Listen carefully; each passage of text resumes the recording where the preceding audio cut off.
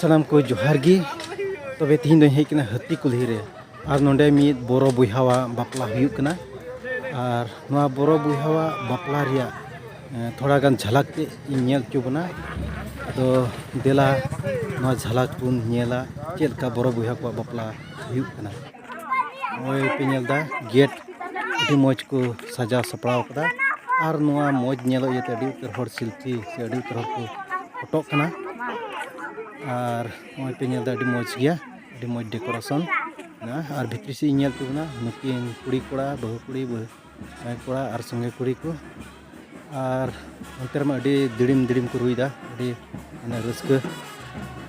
नोय पेड़ा को हेज कना दुड़ुब बड़ाव कना को नोंडे अबु हर हो मिना को संताल हर को बोरो बुहा को मिना को और एटा एटा जेत को हो एमा लेकान जेत को नोंडे दुड़ुब कना नुकिन इन हो नुकु पेड़ा को सार गे पांतिव कना से आले घरज रन को हो पांतिव कना उनकी कुड़ी कोड़ा और नोय नितो दो दाका जम से ले हेजना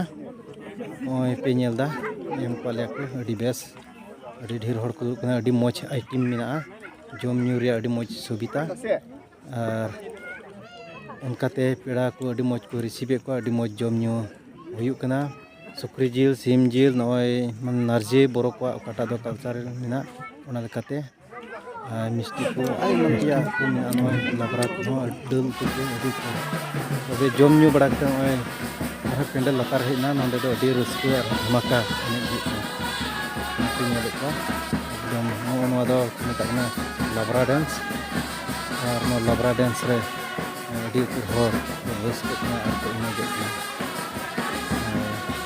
पिनेदा ओनका बापला तो ओनका पे नेदा उनको दो बोरा बुहा को अडी रस्के कोड़ा को हो कुड़ी को हो अडी रस्के को एनेज ना अडी तमाम रस्के हुना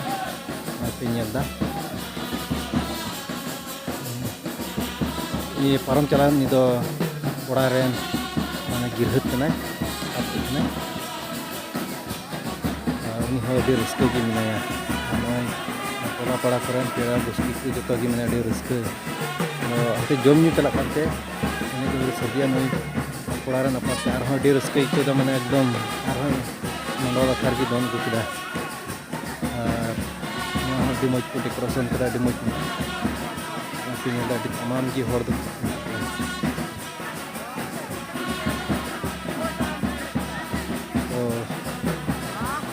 तो नेलदा नकाय को नेजुआ बापलार दो बोरो बुहा को अनवा दो निते धमुस ने उनकी कुड़ी कोड़ा नित हो पेड़ा दूर की मिना को तमाम पेड़ा को नेता को अडी मौज को सजा सपड़ा को और अडी मौज की को रिसेप्शन को अडी मौज ये हुई ना बापला तो नेलदा नोय तीन मौज बा धुड़ी हो बांग करवा हो कारपेट को अटकरा किसी ने अभी रिस्के और रिस्के धमाका और हर दो करके तो तीन वीडियो तो नेडे दबी वीडियो बना और सारे वीडियो उदो दिन की इंफॉर्मेटिव है मौजूद को जोहार।